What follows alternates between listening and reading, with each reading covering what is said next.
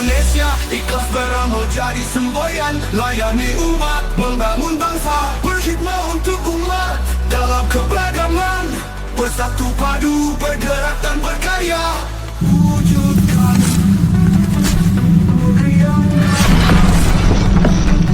Kementerian Agama Republik Indonesia. Assalamualaikum warahmatullahi wabarakatuh. Selamat bertemu dan berjumpa kembali dengan saya Caris di podcast Kata Mereka Ipari Kota Surabaya. Hari ini hari yang sangat luar biasa. Alhamdulillah saya kedatangan seorang tamu yang mana beliau juga seorang penyuluh, juga seorang pendai, pendakwa, dan apa lagi Pak? Ya, Dan seorang guru Ki. ya begitu. Betul, seorang guru. Beliau adalah Pak Khalil. Assalamualaikum warahmatullahi wabarakatuh. Waalaikumsalam warahmatullahi wabarakatuh. Gimana Pak Khalil kabarnya? Alhamdulillah baik-baik. Sehat ya? Sehat. Nggak ada pikiran apa-apa dari rumah, ada pesan-pesan apa-apa dari istri, dari anak gitu. Iya, cukup biasa. Ya ada ya, Sehat-sehat saja dan lancar jalan. lancar dan alhamdulillah. Hal menarik saya untuk kali pertama kali ada sebuah pembahasan tentang metode terjemah Al-Quran dengan angka. Cukup menarik Pak. Saya baru pertama kali ini. Biasanya ini Pak langsung aja ya, shortcut awon gitu, biar kita Boleh mangga mencari ya, alhamdulillah ya. apa ya, hal yang baru buat saya, atau mungkin saya yang nggak pernah tahu sama sekali gitu. Itu yang jadi beda itu ya. Iya benar. Beliau adalah salah satu penulis metode terjemah Al-Quran dengan angka MTQA. Ini baru juz pertama Pak ya. Ya betul. Apa sudah muncul juz kedua, terus berikutnya belum? Belum. Kalau ingin mewujudkan itu tentunya butuh tim. Butuh tips lagi ya. Ya, sampai Jadi selesai 30 juz. sampai 30 juz ya. Kalau ada tim itu rencananya kita mau bikin tim, tapi ini masih rencana. Dan sudah ada yang insya Allah mengendal. Insya Allah. Insya Allah ada ya. Oke. Jadi untuk metode terjemah Al-Quran dengan angka apa Pak Khalil yang menjadi pembeda? Ini terjemahannya bilughahnya atau apanya? Atau yang menjadi pembeda dengan terjemah yang lainnya? Ini sangat menarik, Om Saris ya. Kenapa kok metode angka yang di situ saya cantumkan? Karena pertama, saya melihat sekian banyak metode-metode yang muncul itu dari sisi pengenalan lafadznya. Pengenalan lafaz. Pengenalan lafadznya itu yang menjadi titik temu daripada angka. Di lain itu saya kaitkan dengan berbagai macam, ya ada suatu hadis yang menarik menjadikan munculnya kode angka itu. Gitu ya. Dari angka bisa nggak jelasan bagaimana metode ini berjalan? Terus kemudian apa namanya aplikatifnya bagaimana? Mungkin pernah dengar Pak Nur untuk apa namanya terjemahan Al-Quran dengan angka ini? Belum. Pak Sebutin belum pernah. Belum. Bisa langsung apa namanya bagaimana sih untuk aplikatifnya, bagaimana untuk menerjemahkan, biar bisa praktek di sini apa? Iya. Hal menarik, hal baru loh. Saya baru tahu nih. Pikir lughahnya yang dianu ya, bukan? Iya. Baiklah, saya akan sedikit bercerita atau menjelaskan tentang bagaimana sih cara aplikasi daripada pelaksanaan metode angka ini. Sebenarnya metode angka itu selain latar belakangnya tadi itu melihat sekian banyak metode-metode yang ada di Surabaya ini ya, saya temui ada metode-metode sekitar 7 ya. Ya. Itu 7 apa aja? kurang lebih ya apa yang digagas oleh PPIQ ya, yang mana di situ adalah ada Pak Anas Adnan, ada Pak Profesor Umrawi ya, kemudian ada lagi Pak siapa namanya Arif Gunawan, Ya. kemudian ada lagi Safinda, Pondok Safinda Naja itu dari Rungkut, Pak Khairul Anam, kemudian ada lagi Pak Islamis Center.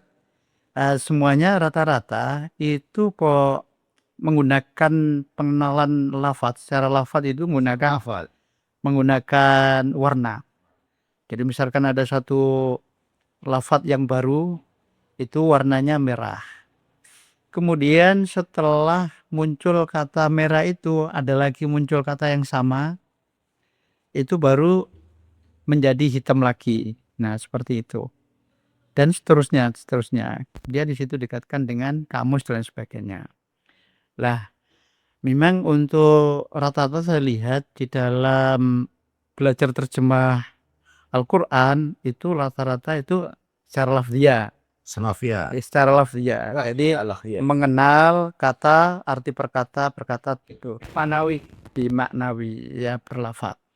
Akan tetapi di sini saya tidak demikian. Di metode angka ini yang paling utama pertama adalah bagaimana kita mengenal satu lafaz itu adalah menggunakan kode angka. Mengapa kode angka? Karena filosofinya pertama itu adalah didasarkan atau saya dasarkan dengan sebuah hadis yang berbunyi di situ yang diriwayatkan Imam Muslim ya. Iqra'u Iqra'ul Qur'ana fa innahu ya'ti yaumal qiyamati syafi'an li ashabihi. Nah, jadi kalau saya terjemahkan ya menurut versi kami ya, Iqra'u, bacalah kalian semuanya, bacalah kamu sekalian Al-Qur'ana kepada Al-Qur'an. Fa innahu, maka sungguhnya Al-Qur'an itu ya'ti, dia akan datang yaumal qiyamati, pada hari kiamat, syafi'an, sebagai syafaat di ashabi, bagi para ahlinya atau bagi orang yang bersahabat dengan Al-Quran. Nah, dari kata-kata ashab itulah saya menyimpulkan bahwa untuk mengenal lafaz per lafaz itu saya analogikan dengan kalau kita mengenal satu lafaz berarti kita punya teman satu. Satu lafaz. Menggunakan satu lafaz adalah punya teman satu. Dan tentunya untuk mengenal satu lafaz ini perlu adanya penjelasan lanjutan. Di situ saya breakdown untuk mengenal satu lafaz itu saya breakdown menjadi 6 kolom. 6 lolok untuk mengetahui lafaz itu secara utuh. Jadi kalau ada orang yang bisa berkata atau bisa mengamalkan, bisa membaca Al-Quran secara fisik, berarti dia itu masih hanya bisa membaca lafaz Arabnya saja. Untuk dalam metode ini, mengenal satu lafaz ini sebenarnya kita harus mengenal secara sempurna. Bukan hanya sepotong-sepotong. Nah, sempurnanya bagaimana? Yaitu ada di 6 kolom tadi itu. Kolom pertama itu adalah menjelaskan tentang lafaz itu sendiri. Di mana kita mengenal lafaz misalkan a'udzu, berarti saya mengenal lafaz a'udzu. Kan gitu. Nah, kemudian saya bisa berkenalan dengan a'udzu berikutnya agar supaya saya bisa berkenalan, bisa bercakap-cakap dengan a'udzu tadi itu. Saya harus mengenal yang namanya nomor HP-nya. Nah, nomor HP itulah yang namanya kode angka. Jadi kode angka a'udzu itu di situ kalau dalam buku itu kan ada di bawahnya lafaz itu ada kode 1. Nah, kode 1 itu saya analogikan adalah sebagai HP-nya a'udzu itu. Terjemahan secara kode. Nah, kemudian berarti ada semacam kayak tabelisasi. Ya, betul. Ya, ada tabelisasi. Jadi saya buat tepat ya.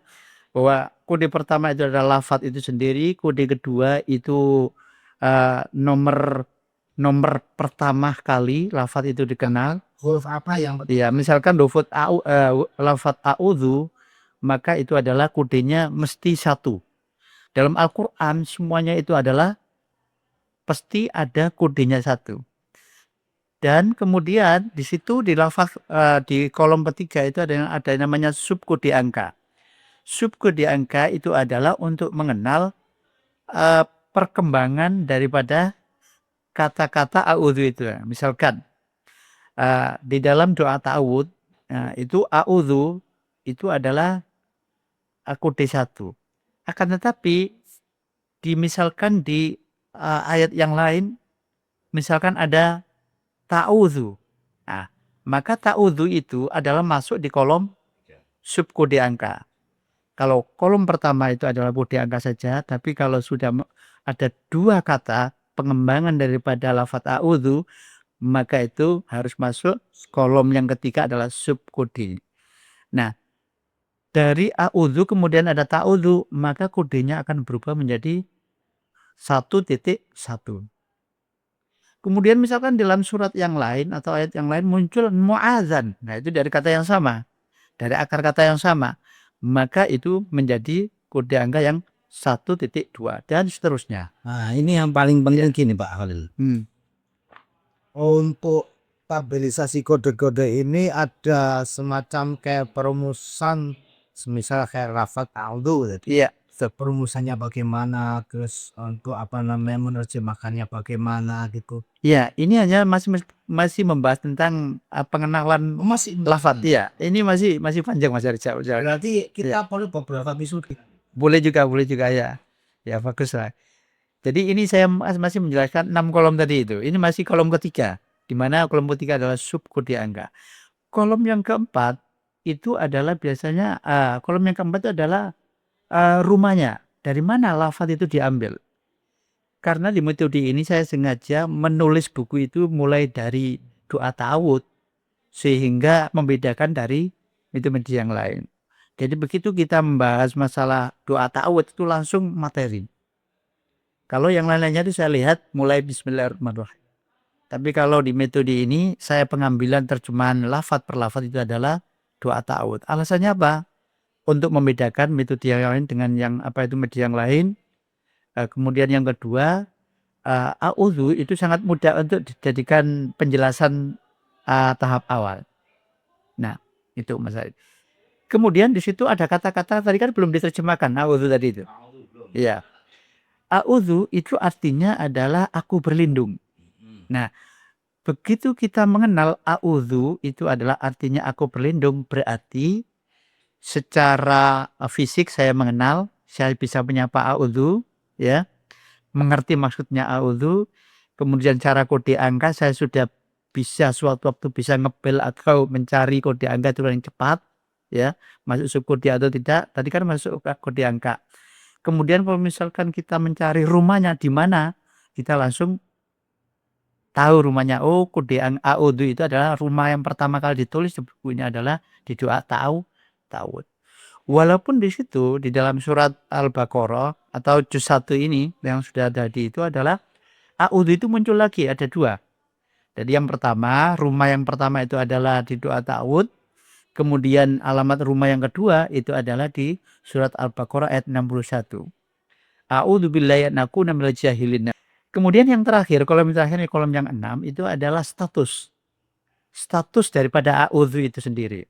Nah, ini saya batasi untuk tahap awal karena status itu ibaratnya kita hanya membuka pintunya dulu. Di dalam Al-Qur'an kita itu bisa memahami makna dengan baik itu adalah ada 3 pintu.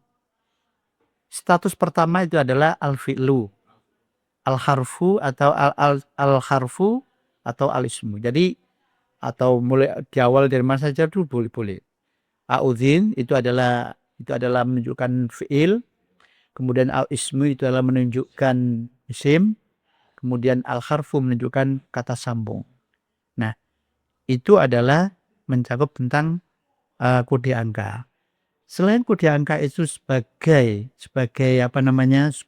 pengenalan kata terbaru, juga sebagai fungsinya itu untuk mengetahui pengembangan kata a'udzu itu. Kemudian selain itu juga kode angka itu berfungsi untuk mengetahui target capaian. Sampai berapa jauh anak ini bicara di monitor misalkan sudah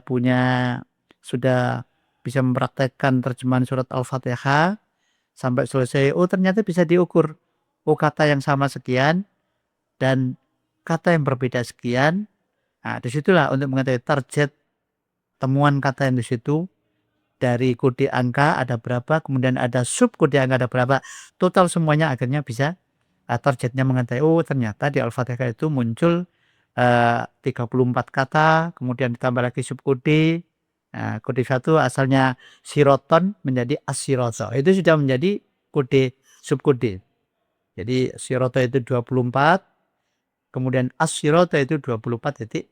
Jadi totalnya dalam Al-Fatihah mulai a'udzu ya, saya katakan mulai a'udzu itu adalah totalnya adalah 34 kata. ditambah lagi suku di 1 menjadi 35 kata. Lah itu menjadi target capaian untuk mengenal kata-kata terbaru. Nah, itu gambarannya mengenal kode angka, Mas Arif. Oke, kode angka. Pertanyaan sederhana. Iya. Saya pikir mungkin Pak Nur kamu deng iki tanpa jualan kamu deng. Iya, gimana? Ini hanya masih kode masih mengenal lafaz ya. Belum sampai praktek, belum sistemnya. Pertanyaan sederhana simpel. Ya. Pak Halil, Ya. ini metode terjemahan ini menerjemahkan Al-Quran dalam bentuk bahasanya ataukah menerjemah Al-Quran dalam bentuk seperti apa?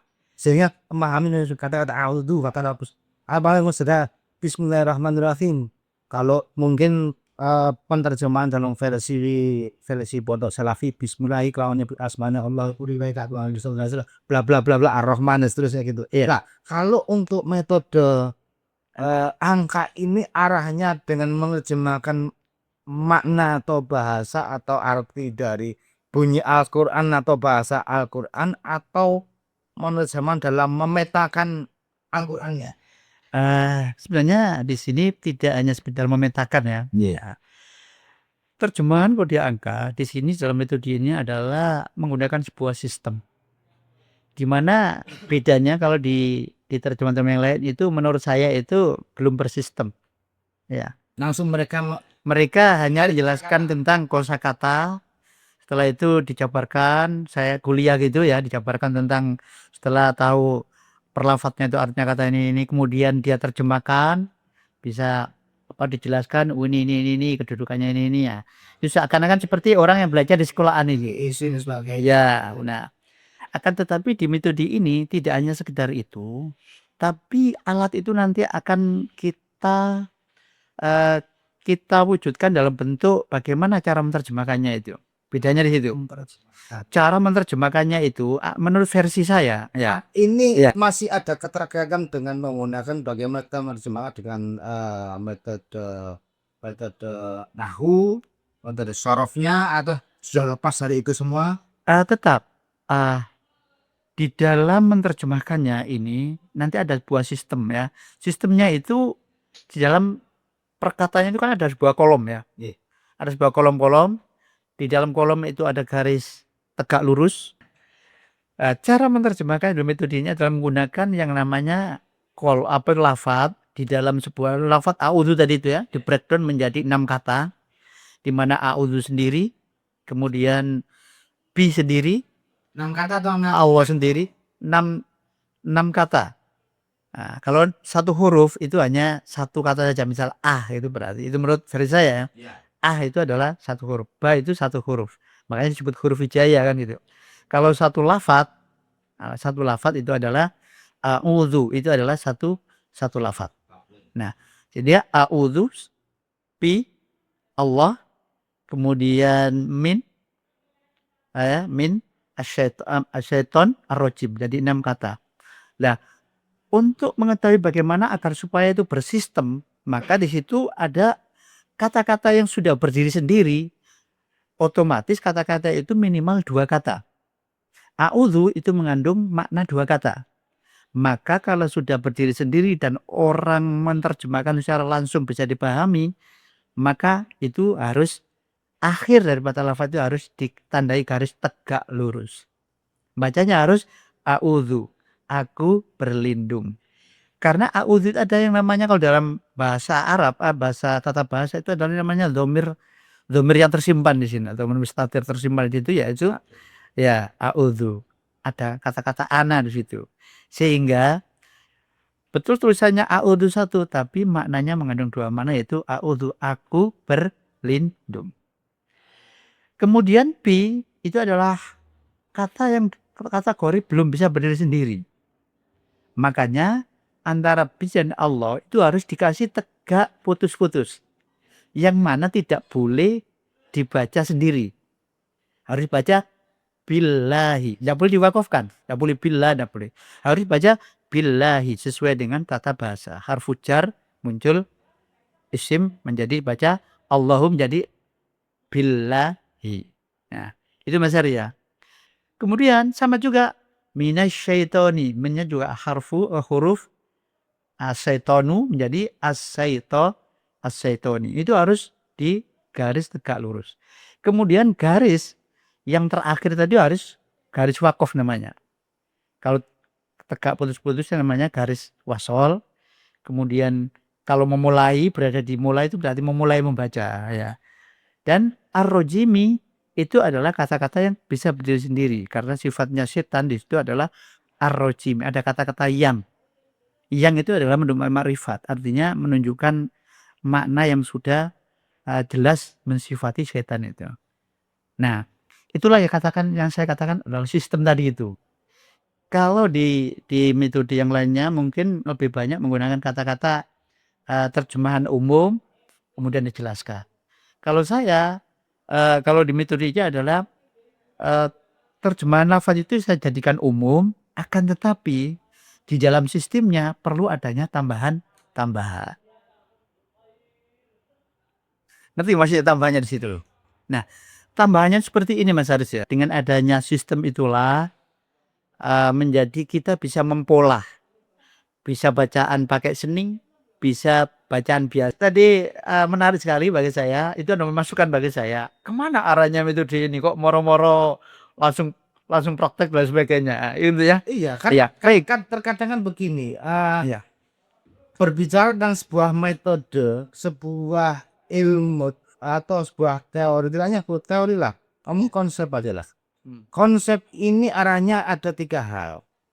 Pertama adalah secara ontologi keilmuannya bagaimana. Terus secara ada sebuah konsep atau teori, tidak hanya bicara teori, konsep aja lah. Itu konsepan bisa dilihat apakah konsep itu secara ontologis atau secara keilmuannya itu mengarah kemana, sisi keilmuannya bagaimana. Epistemologi itu berkaitan dengan metodenya bagaimana. Ini kan jangan bicara epistemologi itu tadi ya. Epistemologi metodenya. Lah, yang terakhir itu berkaitan dengan aksiologi. Aksiologi ini fungsi dan kemanfaatan dan mereka bisa mengerti, memahami metode yang jenengan sampaikan seperti ini dengan epistemologi sekian, apa manfaat buat mereka, terus bagaimana menerapkannya buat mereka. Caranya paling sederhana, paling mudah dipahami oleh mereka itu bagaimana? Ya, begini Mas Haris, kita di dalam metode ini adalah kita menggunakan sistem menduplikasi. Nah, makanya menduplikasi inilah yang menjadikan belajar metode ini seakan tidak kuliah. Tapi menggunakan sistem menduplikasi akhirnya para peserta itu adalah menggunakan sistem lagi GPSA. Jadi mereka aktif. Selaku ustadznya juga aktif, santrinya juga aktif sesuai dengan koridor yang sudah dibuat sistem tadi itu. Ada garis tegak lurus, ada cara membacanya juga, kan gitu. Nah, disitulah kita itu menduplikasi apa saja yang harus diduplikasi pada saat kita mengajarkan itu. Cara prakteknya lah ya.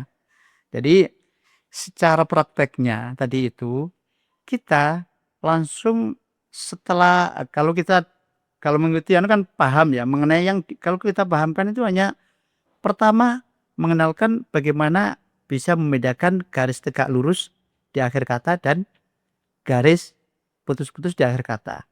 Di saat itulah baru kita duplikasikan begini caranya. Nah, misalkan sebelumnya saya sampaikan juga bahwa untuk praktek di metode ini adalah dasarnya adalah guru mampu menduplikasikan dengan baik dan benar dari satu aspek. Aspek pertama adalah panjang pendeknya. Panjang pendeknya itu dicontohkan dulu.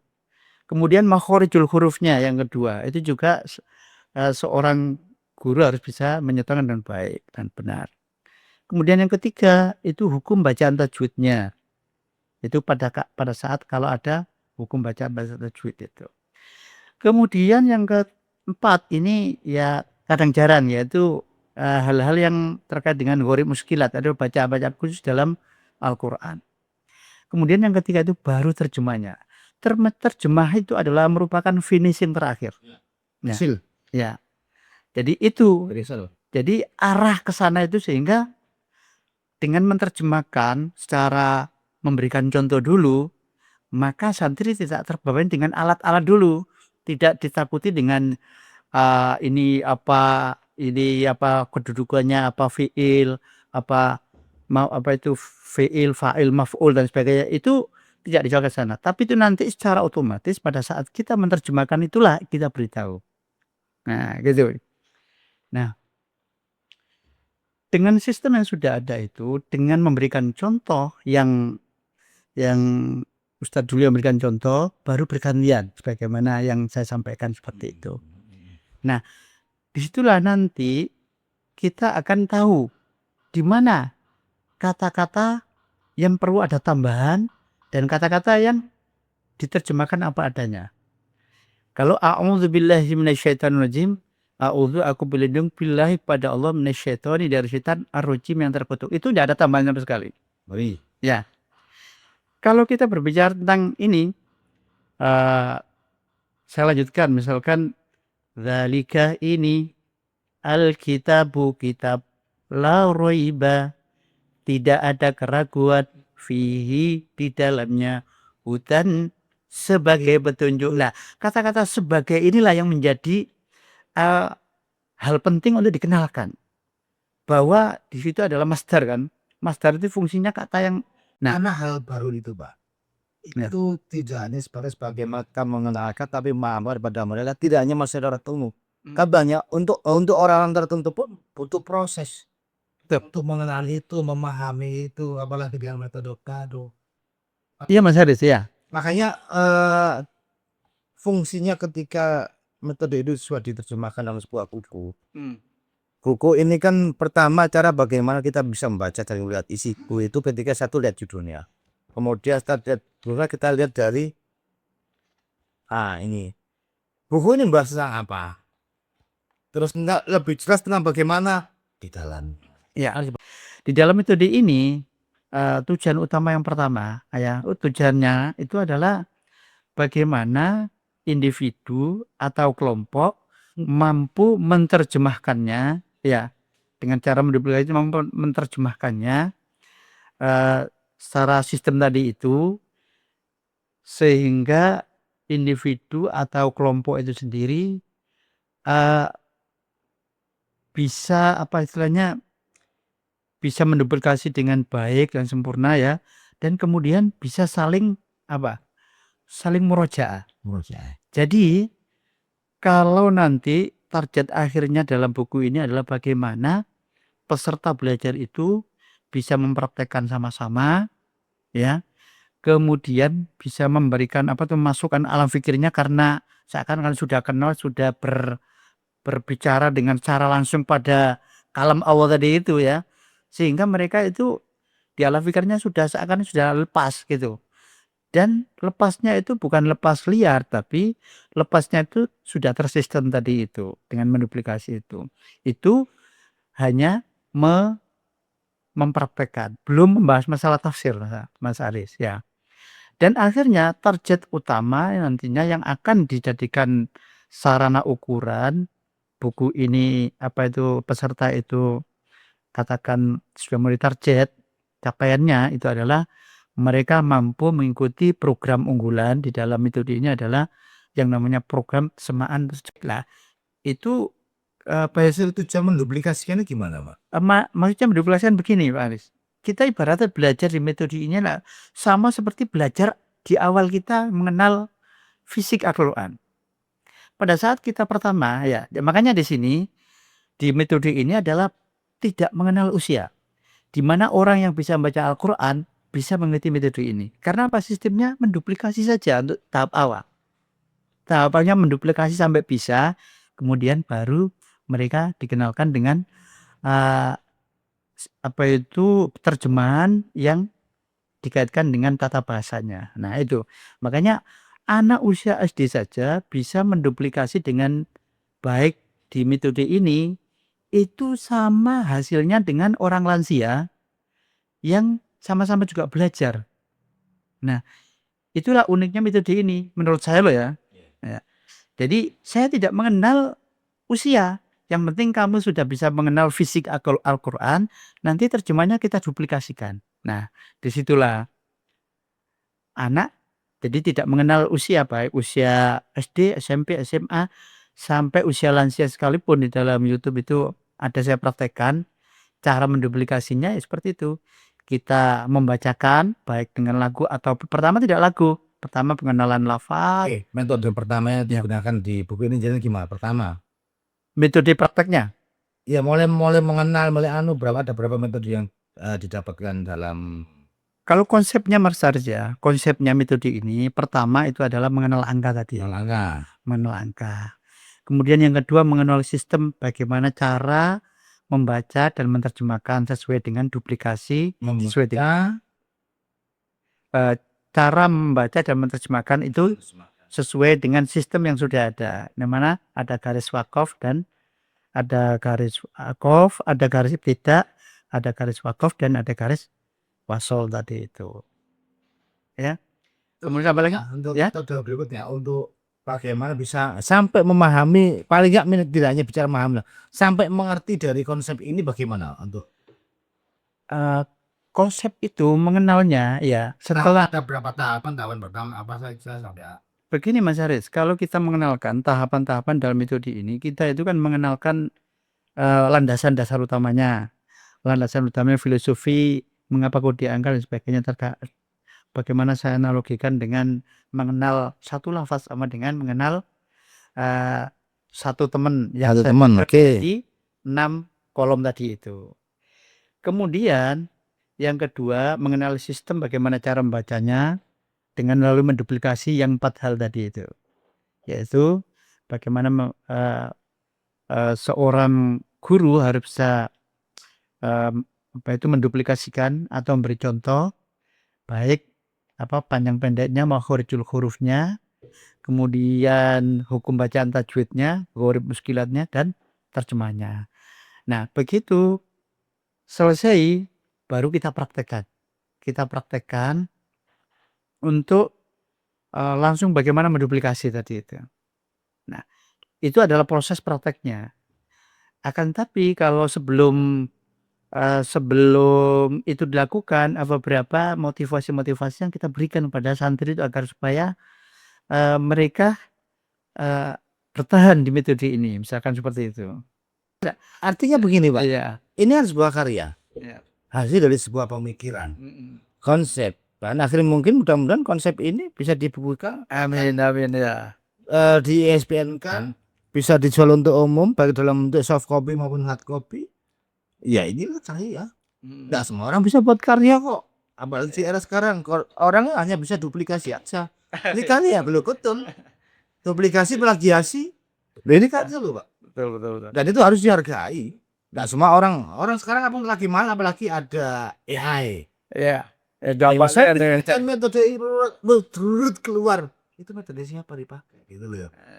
Ini benar-benar. Nah, harapan saya ini kan buku ini bisa dipublikasikan karena banyak kemanfaatan di situ. Iya.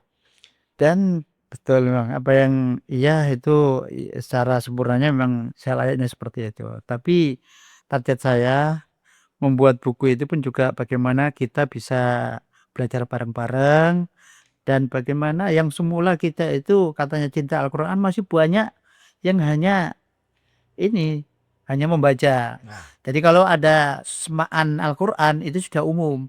Kalau di sini nanti ada semaan terjemah Al-Quran baru tidak umum. Nah, itulah harapan saya seperti itu. Ya, Mas Haris ya. Tadi saya dari telaten tadi ya, hal yang telaten itu. Saya dari buku satu itu akhirnya muncul ketelatenan itu akan menjadi sebuah kamus. Kamus itu kamus juga menjadi kalau rata-rata kamus itu kan ada 2. Indonesia, Arab Indonesia. Kan begitu ya. Nah, kalau di saya itu enggak, ada 3 dimensi. Ada kamus Arab, Indonesia, ditambah kode. Kamus coding. Ya, kamus kode angka. Nah, bagaimana caranya itu? Ya sangat mudah sekali dengan bantuan aplikasi yang ada atau melalui komputer atau laptop itu saya menggunakan kamus ini tidak berdasarkan umumnya kamus. Kamus itu saya bikin berdasarkan kode yang keluar. Di mana ada kode yang keluar itu saya jadikan masuk kamus kode angka 1. Kamus yang kedua, kode B. Kemudian itu adalah kamus kode angka yang kedua, lafadz yang terbaru yang kedua. Yang gitu harus. Kemudian begitu terus sampai juz 1 itu muncul kamus angka 1 sampai 2 itu adalah kata-kata terbaru. Dan ada kata pengembangan yang subkode itu. Misalkan a'udzu tadi itu kodenya 1, nanti muncul di dalam juz 1 itu muncul 5 ya. Semuanya itu akan berkumpul jadi 1, Mas Arya. Dan tidak berdasarkan apa fi'il madhi atau masdarnya, tidak. Tapi dari kamus kode angka itulah saya bisa membreakdown menjadi abjad sesuai dengan bahasa Arab, abjad sesuai dengan arti kata bahasa Indonesia. Berarti kuncinya itu di tabelisasi exporting tadi. Iya. Bagaimana bisa tidak menafsirkan ya, bagaimana bisa mengerti maknai atau apa bahasanya dengan itu? Kamus itu sebenarnya hanya pembantu saja. Itu kamus kode angka itu sebenarnya kalau kita analog. Kan butuh menghafalnya sebuah kosakata. Oh, tidak. Jadi Jadi kode angka itu bukan untuk dihafal. Justru nanti hafalnya itu misalkan Al-Fatihah. Anak-anak yang sudah bisa itu langsung hafal, Pak. Seperti saya ngajar itu hafal secara langsung kan gitu. Makanya sistem inilah yang mampu mengantarkan anak itu bisa menghafal seartinya, prakteknya. Bukan kodenya. Kode itu adalah sarana untuk membantu misalkan lupa.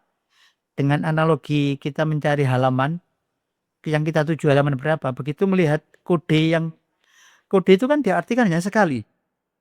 Begitu muncul a'udzu lagi, a'udzu yang kedua tidak diartikan, tapi yang muncul adalah kodenya saja. Begitu lupa langsung kembali kepada imajinasi yang pertama tadi. Oh, saya kenal rumahnya di sini nih, di doa ta'awudz kan gitu. Nah, itulah yang membantu, itu hanya kamus itu sifatnya hanya membantu untuk mempercepat daya ingat kembali. Itu aja profitnya. Bukan untuk dihafal. Saya yakin kalau dihafal tidak mungkin.